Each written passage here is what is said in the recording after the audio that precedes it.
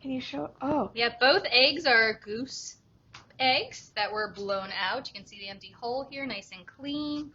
And then we each tried a hand at making some cave drawings of the woolly mammoth. okay. You want to talk about yours, Kerry? Sure. So my egg is a goose egg also. So I wanted to try and replicate the look of cave painting in sandstone.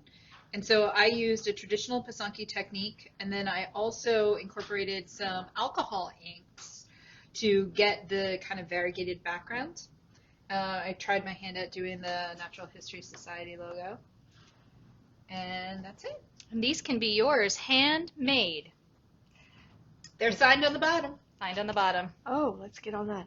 I didn't even know that they were signed. They also come with a stand. Is that correct, ladies? So my stand is a petrified wood dish, and you can put it in there and hold it in there with some reindeer moss. And I have a little cloche for mine, so mine's a little covered cloche, so the egg, if it gets bumped, it's not going to get knocked over, and there's a little stand inside to keep the egg upright, and you can kind of turn it around to display it however you'd like. Can you tell us a little bit about Pysanky? So Pysanky is an Eastern European technique of batik egg making. So Pysanky comes from the verb pasati, which is to write, and pretty much every Eastern European culture has a version of Pysanky. Some of them do dip slash, some of them use the kiska, which is like a wax pen that you use to write on the egg. And these are non-traditional Pysanky. Traditional Pysanky usually are done with very specific symbols and very specific colors. These are more batik art style eggs done in the Pysanky tradition. And so they're usually done during Easter time, 40 days of Lent. We start usually on Fat Tuesday or Ash Wednesday, and they go up into Holy Saturday or Easter Sunday.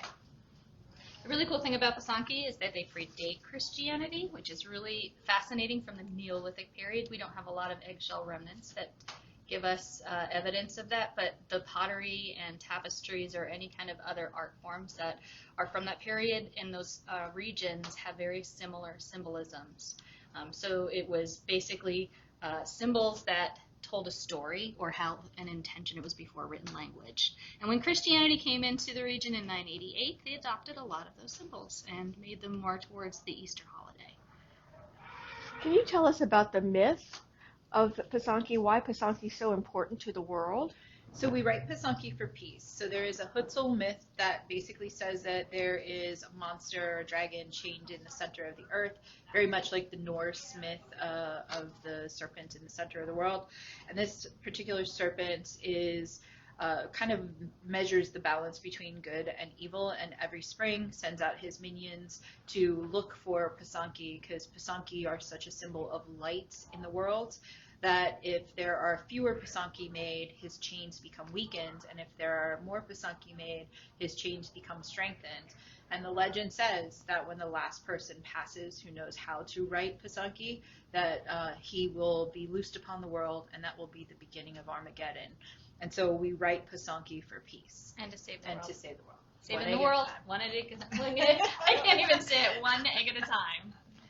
Right, and then you can help save or be a part of supporting the Natural History Society of Maryland by getting a raffle ticket, and you can win these beautiful, one-of-a-kind, handmade eggs, help save the world, and help support our mission of engaging, educating, and people about the natural world and conserving it and telling its story. So we tell stories on eggs, and everything in our Museum H collection has a story of who collected it, where it came from, and how it fits into the natural history of the world.